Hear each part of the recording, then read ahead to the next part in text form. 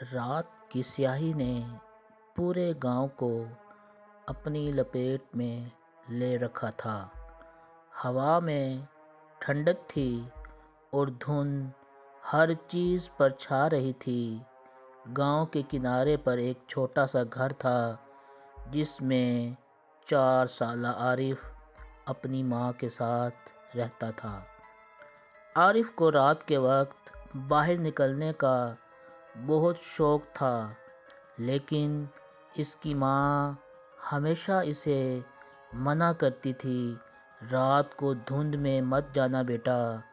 وہ ہمیشہ کہتی، یہاں کئی سال پہلے ایک لڑکا کھو گیا تھا اور پھر کبھی نہیں ملا۔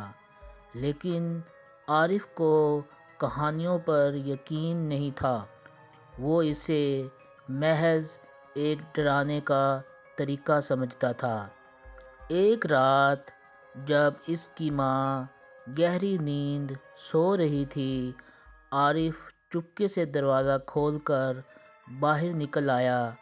دھند اتنی گہری تھی کہ چند قدم دور کچھ دکھائی نہ دیتا تھا، لیکن عارف کو تجسس تھا۔ وہ آہستہ آہستہ جنگل کی طرف بڑھنے لگا۔ جوں جوں وہ آگے بڑھا، اس کے کانوں میں سرگوشیاں گونجنے لگیں۔ ایسا لگا جیسے کوئی اس کا نام پکار رہا ہو، عارف، عارف۔ وہ ایک لمحے کو رکا، لیکن پھر ہنسا، یہ سب میرا وہم ہے۔ وہ چلتا رہا۔ اچانک اس کے سامنے ایک دھندلی سی پرچھائی نمودار ہوئی۔ وہ ایک چھوٹے لڑکے کی شکل تھی جو ہوا میں معلق تھا۔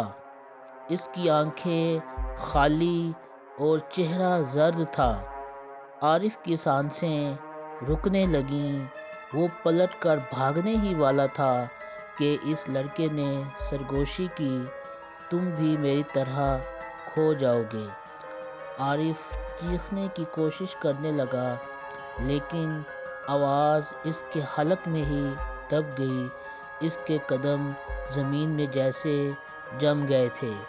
دھند مزید گہری ہونے لگی اور وہ آہستہ آہستہ اندھیرے میں ڈوبنے لگا۔ اگلی صبح اس کی ماں نے جب دروازہ کھولا تو عارف کا کوئی نشان نہیں تھا۔ پورا گاؤں اسے ڈھونڈتا رہا، لیکن وہ کہیں نہ ملا۔ وہ لڑکا جو دھند میں چلا گیا تھا کبھی واپس نہ آیا۔